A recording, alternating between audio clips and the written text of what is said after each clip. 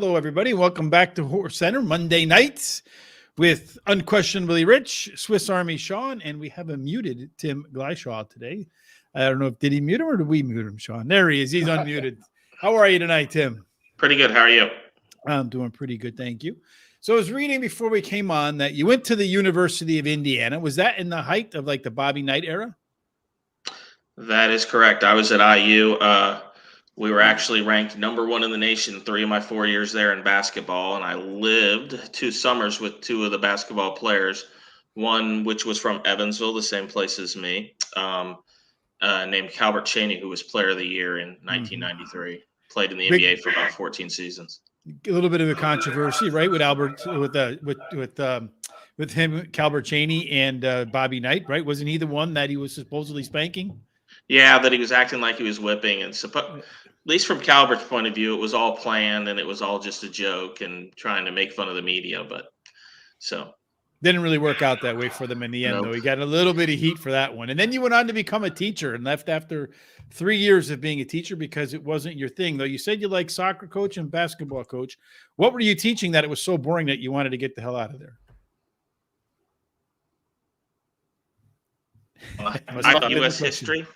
U.S. history? I taught U.S. history. I taught driver education, believe it or not. I taught phys ed, and I taught English. It's horrible for a teacher to say this, that they didn't like teaching and they liked the coaching, but that's just exactly the way it was. In coaching, all those kids wanted to be there. You know what I mean? Teaching, half the class you were babysitting, to be honest with you, you know. And you know, we could have a 5-hour show on how that probably can't be fixed, you know what I mean? But I just decided I was young enough, I wanted to do something. My stepdad told me, write down the things I want to do and don't write down, you know, obnoxious things like be an NBA basketball player.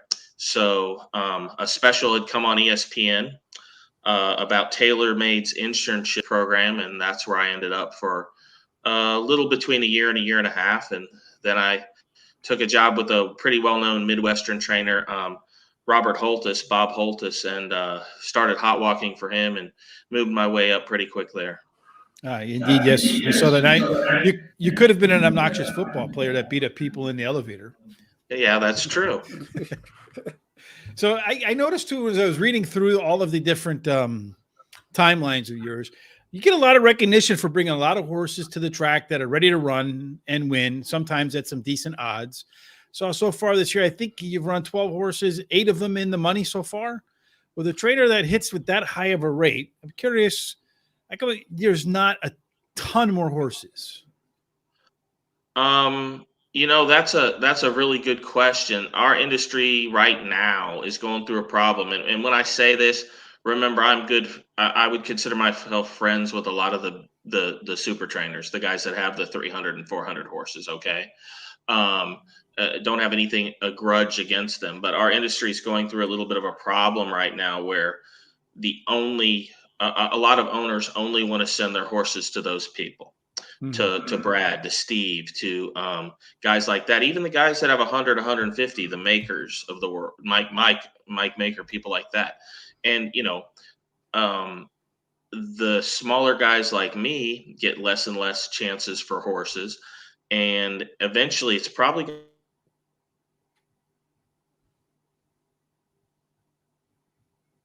little bit of a delay again.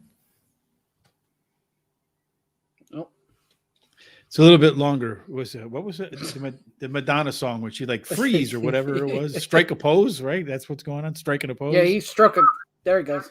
Yep. Hopefully, yeah. So yeah, it said some of the smaller guys like you, and then it kind of went out for a minute. Then you went into the smaller guys like me just don't get an opportunity to have at a lot of those horses. And that's the way the game's been going for a long time now. We used to have 50 horses. Used to have 25 at Indiana and 25 up at Churchill. And you know, I don't know that there's anything I've done. You know, I look at, you know, I've never had a positive test. You know. Some people in our business think that means I'm not trying hard enough, and they like to go to other trainers who try harder. I'm not going to change that. You know what I mean? I'm not going to be that person that plays on the edge and that kind of stuff. I have some pretty loyal owners that have stayed with me. We've had a few that have passed away, that have gotten out of the business. That's downsized me a bit. It's just really hard to pick up new owners in today's game. I would think though, like that, maybe they want them with hay, so to speak. You look at the numbers perform, so that would be my bottom line if I were an owner, right, Shawn? Yeah, absolutely. And actually, I was going to go into that a little bit, Tim. You were very outspoken about that. How do we clean up the game? Or there might be a little frozen issue again. I think. Yeah. So. Yeah, I'll wait. It's that Tampa internet connection. The city's growing like crazy, but the broadband is not. I think Tampa's like the fastest growing city in the country right now. It's not surprising. It's warm there. Let's talk about your new background. I mean, I think I'm on a different show here. You are on a different show there. You got, the funny thing is everything is behind you the wrong way. Got a little Sean Connery back there, signed poster of The Rock. Got some mementos up on the shelf and a plant there to give me some clean oxygen to breathe so I can function when I'm dealing with you, Shawn. All right, you're back with us, Tim. And then right back to the pause. So we'll give it a minute or so, see maybe if we can get a better connection here and move on. I'm back now.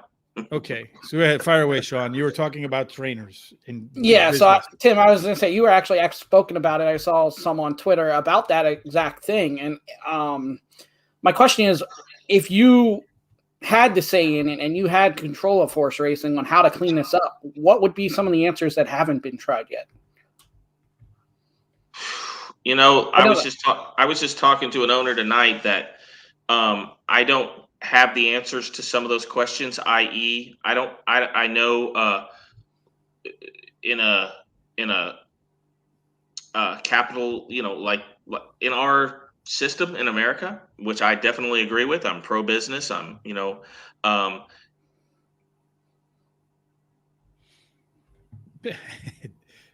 Look, you just because that's they could sue you because you're not me, but they could sue the commission if whoever made that rule for cutting down on their livelihood or not. So that I don't have an answer to. Some of the things that can be done though, racing commissions, when they catch people violating rules, can actually do something to them instead of brushing it under the rug. And again, this comes from a guy that plays by the rules and has never had a positive test. And I'm not saying those guys need to be done away with, period, when you have medication overages. But when there's prominent trainers out there that can fight with lawsuits for 3, 5, 10 years, and it's something that I would have gotten 15 days and the purse taken away for in 10 minutes when the test came back. That's just not right. It's a very, very good game. I still love it.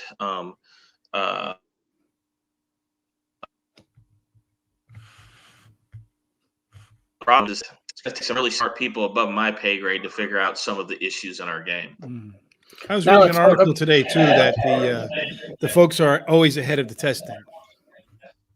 That is correct. So I did a big thing I was pretty outspoken about the Baffert deal. That's one of the ones I was just mentioning. If I get that same test for betamethasone, I get 15 days and they take my purse immediately, which is, in my opinion, exactly what should happen for him in the Derby, especially since he had the exact same positive the year before in the Oaks. We're not getting into the whole Churchill and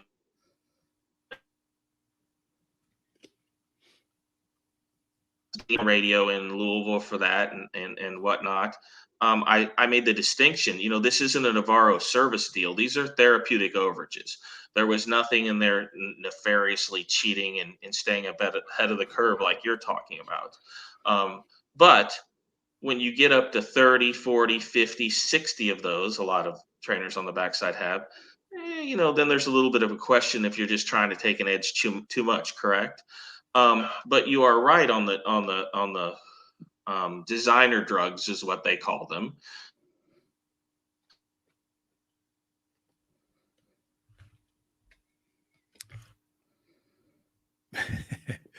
The internet. We should have given the internet some of the good Bob Baffert hay. Or just joking, of course, Sean. We can have fun. Can't we have fun here or no? Absolutely. Why not? I'm back again. Sorry. All right. Yeah, that's okay. I was just joking that we can give it the good Bob Baffert. Hey, the internet next time around. And I'm just kidding, of Bob, course. I've been around Bob. Bob seems like a great guy. I mean, I was just stating a fact that you can't have rules in the game that are for some people and not for some people. Now, look, Absolutely. we all know Michael Jordan got calls in basketball games that the rookie wouldn't get. And I get that, but these are pretty,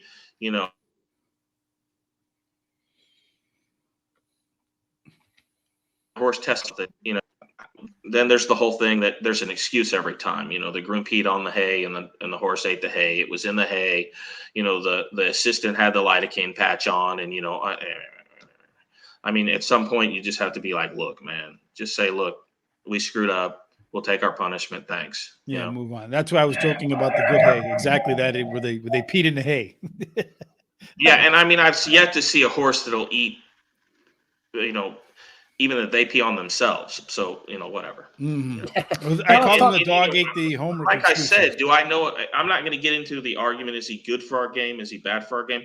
He's had a lot of very popular horses. A lot of horses I've loved, and some of the best horses ever.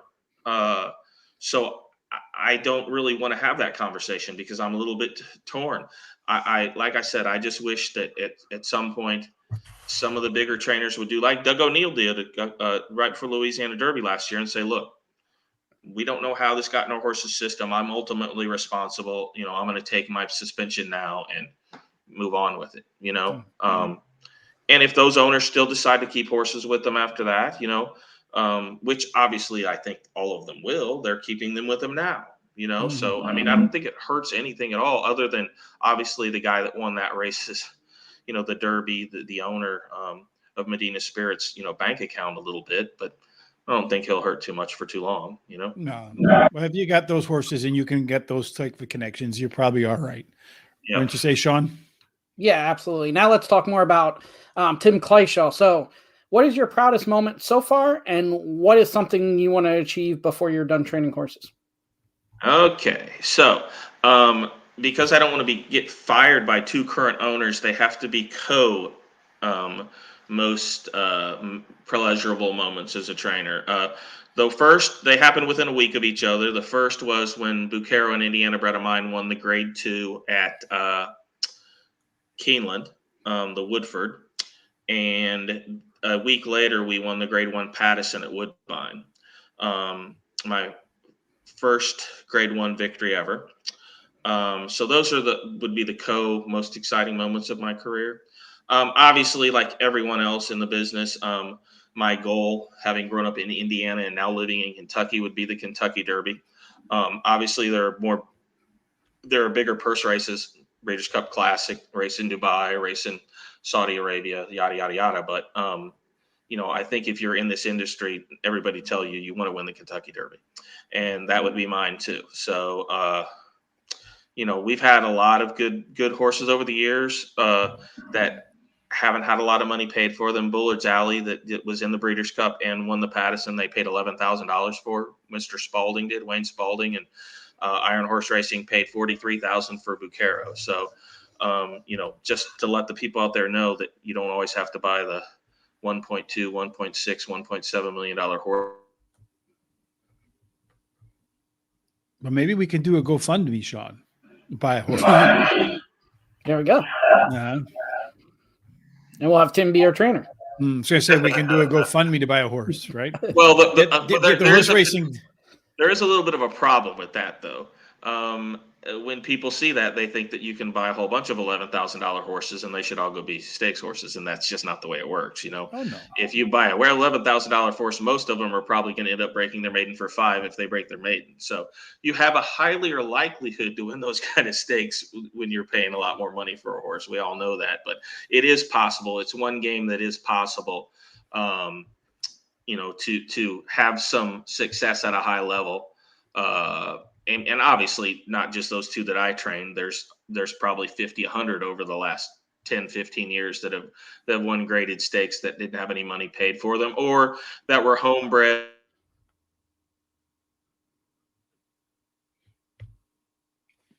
little bit of dead air again, Sean. It's coming back. I think so. Maybe not. Technology, one of those things you can live and you cannot live without, right? Absolutely. And you never know when it's going to be good, and you never know when it's going to be bad. Yes, but when it's bad, it's bad. And when it's good, it's just like it's supposed to be, right? Yeah. It just goes, it's just supposed to be good. Yeah, it's like the entire. All right, you're back with us, Tim. Yeah, I don't know what keeps going on here. I don't think Florida likes my computer, but anyway. So anything else, Sean? No, I think that's it for me. I wanted to ask you a question for you from a handicapper's type perspective, even though you're on freeze again. So hopefully you can hear me. All right, there you go. So when I'm looking at a horse that's coming off a sharp race, and then it has I'd say a dull workout, and then there's the opposite true, horse that's coming off a dull race but has a sharp workout. Do I look at either one of those two things differently, or is there really no meaning in the workout? Depends on the trainer type thing. I would say 100% the second. It depends on the trainer. There's lots of trainers on the backside that don't like to work their horses really fast. And then there's lots of trainers that love to work their horses really fast. And, to add a little bit more confusion to gamblers out there, you can have a minute flat work and it not be good. And you can have a minute flat work that was great. If your rider's asking your horse to go all out that 5 furlongs, and then as soon as it hits the wire and gallops out in 16 seconds after it just worked in a minute, that's not a great, minute work for 5 furlongs. You can do it the opposite way, start off very slow and be finishing and gallop out very fast, gallop out in 112, 113, and have a great minute flat work. So sometimes those.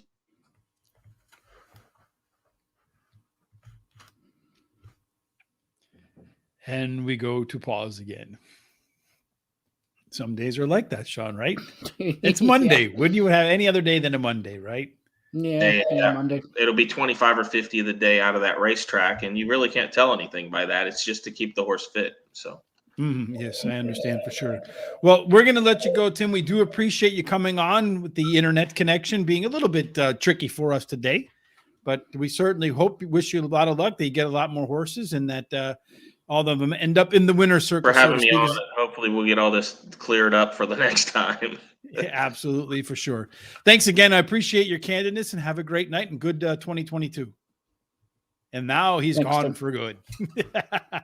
Right, Sean? Absolutely. Yep. Yeah, I wish it wasn't breaking up too, because it was a very, I thought we were going to get into some subjects there that could have been very fun. Yeah. Now he's at home going, what the heck's wrong with this internet connection? We've all been there. Right now he's on the phone with AT&T. What are you doing to me? Yeah. That's what you get, right? Yeah. Hey, look, it could be, he's in Florida. It's warm. If I had my choice, Sean, I'd rather be in Florida where it's going to be 80 degrees and my internet connection be spotty than be in Chicago where it's going to be like 20 degrees and my internet connection is flawless. Yeah, but us and the fans can't afford that. So you got to be in Chicago with the good internet connection. So we can do shows like this. Oh, yes, indeed. So we were talking a little bit about these trainers and stuff, right? So in the news today, Sean, that's kind of where we're going to go a little bit today. So is there such thing as a day in the news without Bob Baffert? I don't think so. Not in at least the last, a year almost? So the release of the necropsy. Yeah, whatever. I knew I was going to screw that up. Anyway, this basically the toxology report on Medina Spirit to find out why or how the cause of death was. It's going to be coming out shortly, Sean. And I think this might be part of the reason why the stewards at Churchill Downs decided to push back. Are they going to run a second Kentucky Derby post Medina Spirit before the Kentucky Derby is resolved, Sean? It's very possible. And I'd say the worst case is for this to come out, within the month of the Derby. And that's all they're talking about. We don't need another Kentucky Derby and Triple Crown overshadowed by that. So hopefully this gets solved in the next month. I Well, mean, do you really, think maybe it has something to do with the toxology report, where maybe they're going to put the two together, or something, or you think they're just not related at all? Yeah, I don't know if they're really. I don't know. But I mean, we're getting to the point too. We got to have a decision. Look at all these horses that Baffert has. That'd be great to watch in the Kentucky Derby. Something's got to give with that too. Those horses are going to be in the Kentucky Derby, Shawn. The ones that are going to be, don't kid yourself. They're not going to, those owners. And you also wonder, is that part of the delay? Are they trying to delay it past the, I don't know. Well, I think Churchill has made itself clear, right? The NYRA battle in court has wrapped up after 5 days. So you should see some judgment come down on that with Bob Baffert, whether he can run his horses over there in races that would qualify for the Kentucky Derby.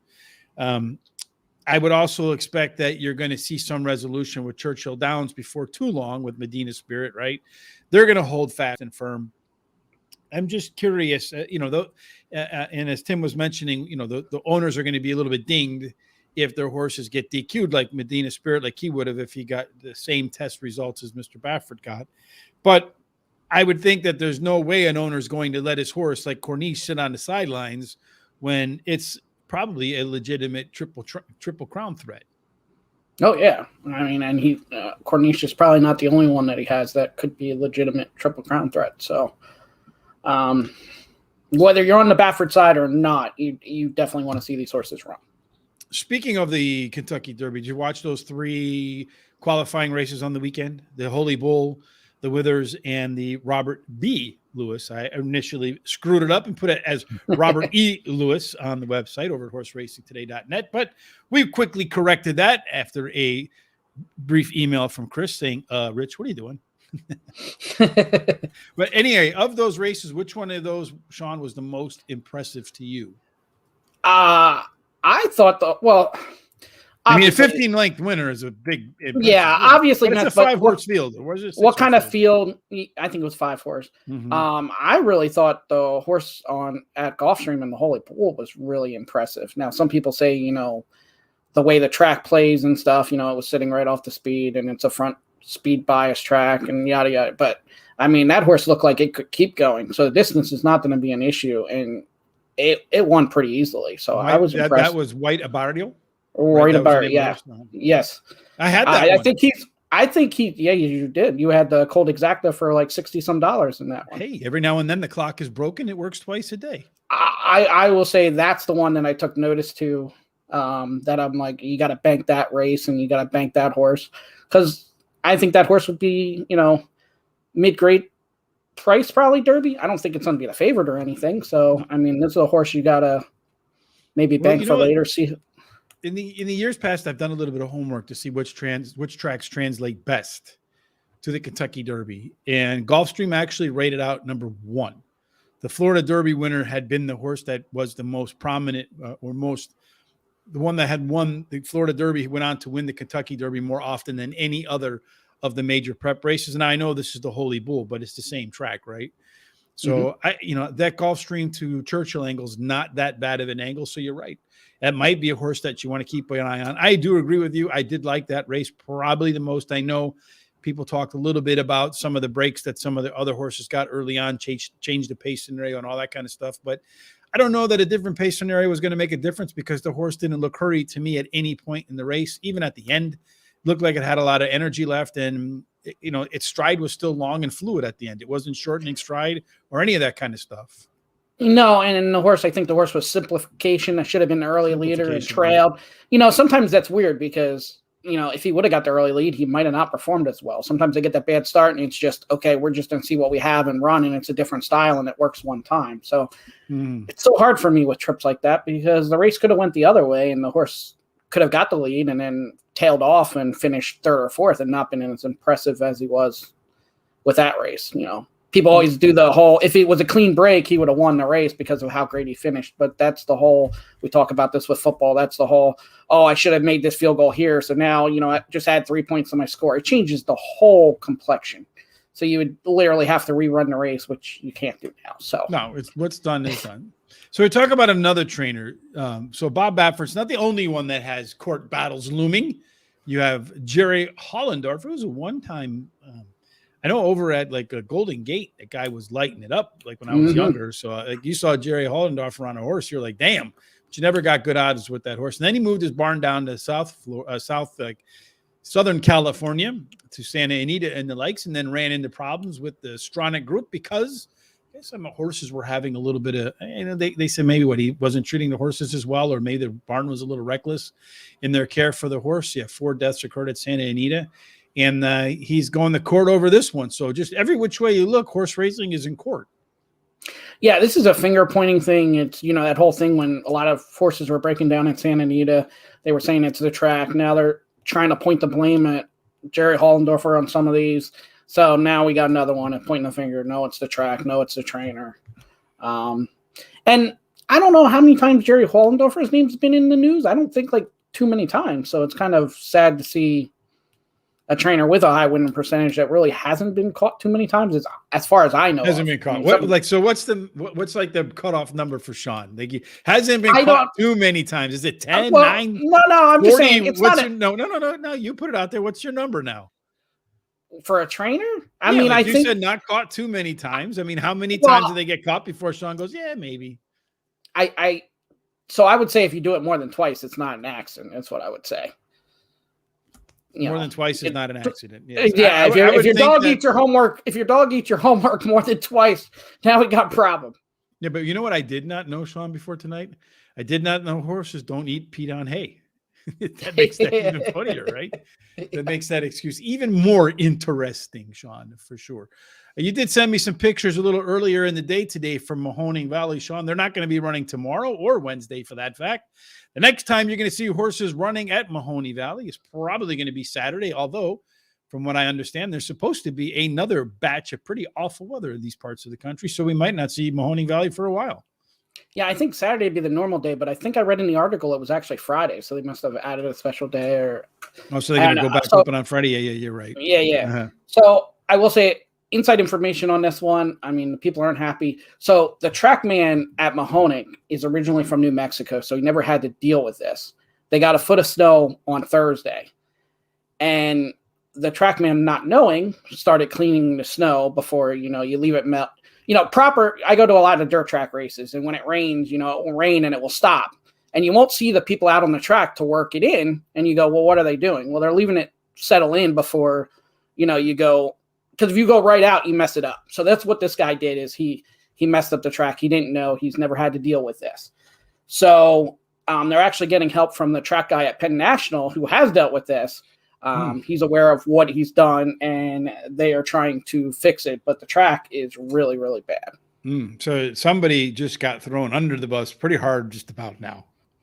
Well, no, listen, the guy's from New Mexico. The he's wheels never on the dealt bus with go this stuff. over the guy, over the guy, over the guy. The wheels on the bus run over the guy. When Shawn tells the story. Rookie mistake.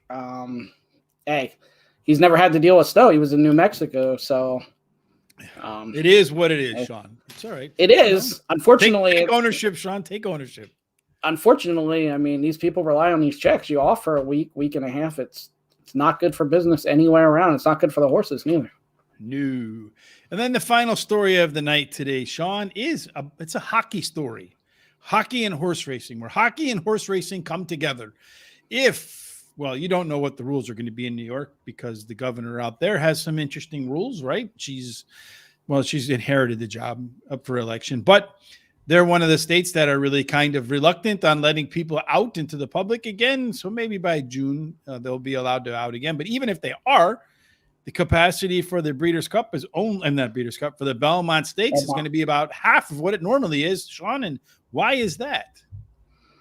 Because of the New York Islanders' new arena. So it's what it was $90K before. Now it's $50K.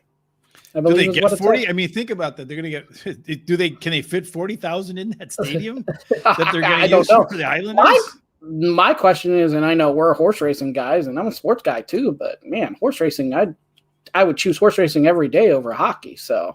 Oh no! I think the most fun I ever had at a sporting event, Shawn, here. was at a Blackhawks NHL playoff game against the Colorado Avalanche back in the day with Joe Sakic and Eddie Belfour and Jeremy Roenick and Joe Sakic and Peter Forsberg.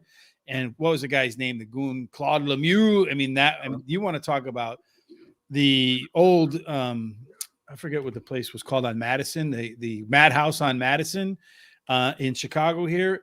Woo, that place was rocking, Sean. And I mean loud, electric. The game was electric. I mean, it was by far. And I've been to two Super Bowls, Sean.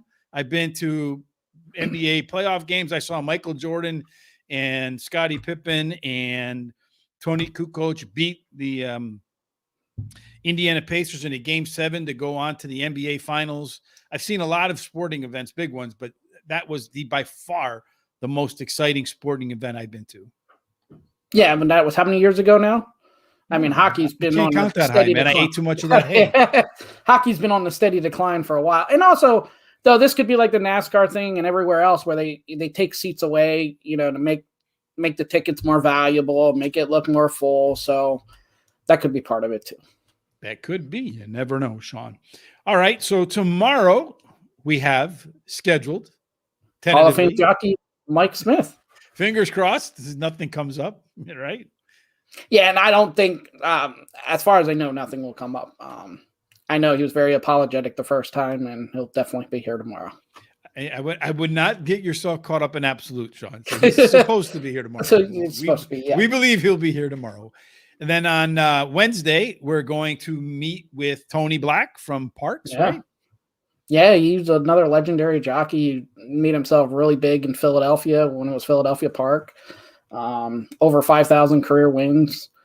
And then Thursday on the Player's Edge, we'll have the broadcaster, Lafitte Benkai.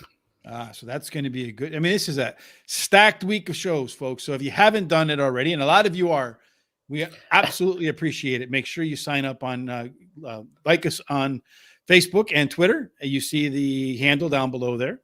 And then on YouTube, please subscribe if you haven't already. Please tell your friends about us. I think we're on the verge of going over 900, just another 100 to go to get to 1,000, which is the goal, where YouTube will allow us to monetize the channel and we can actually make a dime or two, maybe a dime.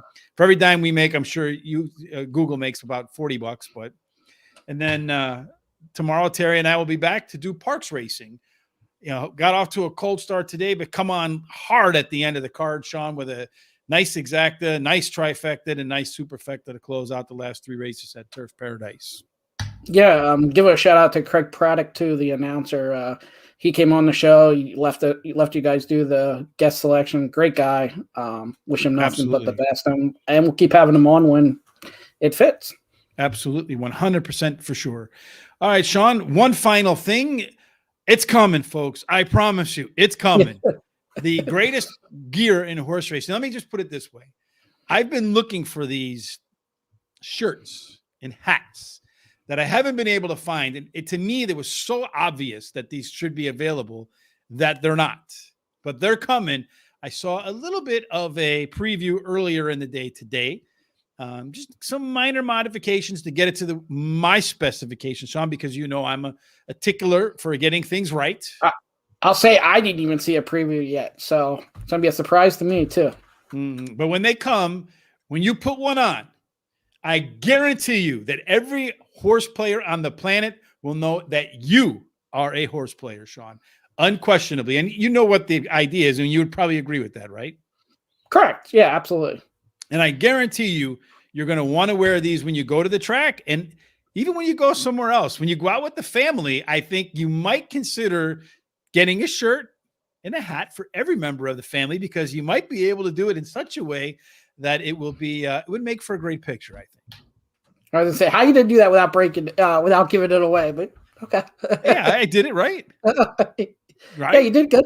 Yeah. Yes, it's kind of like the cat and hat. Thing one, thing two. That's the only hit I'm going to give you.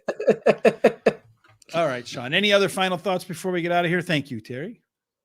No, that was our schedule this week. I'm working on some next week. We got some already marked.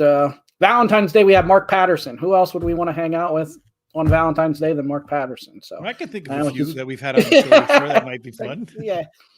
And then Wednesday we have jockey Jorge Vargas too. He's a great guy, and he's another one. Just the very loving of the sport, and just always happy. So he'll be another great guest. So, and I'll keep working on great guests. You guys have any ideas?